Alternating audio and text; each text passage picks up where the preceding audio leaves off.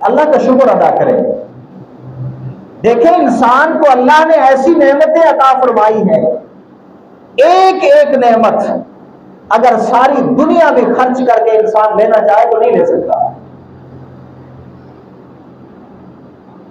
جس ارب پتی آدمی کا بچہ جب فوت ہونے لگتا ہے تو کیا اس کے دل میں یہ جذبہ پیدا نہیں ہوتا ہوگا کہ اگر میں ساری دولت لٹا کے بھی اپنے بچے کی جان بچا سکتا تو میں بچا لوں گا؟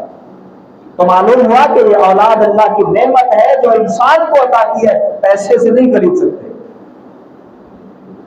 آنکھ اللہ کی نعمت ہے جو اللہ نے عطا کی ہے، کروڑوں روپے خرچ کر لے۔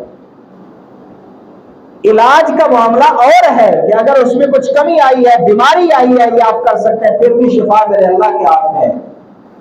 لیکن اگر کوئی بندہ آنکھ خریدنا چاہے نہیں خرید سکتا۔ کتنی اللہ نے نعمتیں عطا فرمائے۔ بزرگوں کے سمجھانے کے انداز بھی پھر اپنے اپنے ہوتے ہیں۔ ایک اللہ والے کے پاس کوئی آدمی گیا، اسے جا کے کہتا ہے جی میں غربت کا مارا ہوں، میرے پاس کچھ نہیں ہے، آپ میرے لیے دعا کر دیجیے۔ اس اللہ والے کی خدمت میں ایک نابینا بھی بیٹھا تھا، بڑا مالدار تھا۔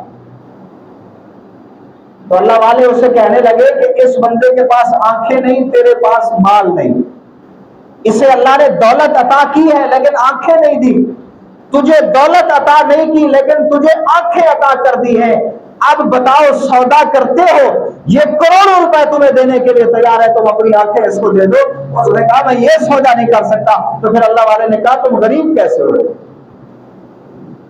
اللہ نے تجھے جو نعمتیں عطا کی ہے وہ تو کروڑوں سے بھی اعلیٰ کی ہے، پھر کہتے ہو میرے پاس کچھ نہیں، اللہ نے مجھے کچھ نہیں دیا۔ تو اللہ نے جو نعمتیں بھی عطا کی ہیں ہمیں اس پہ اللہ کا شکر ادا کرنا چاہیے۔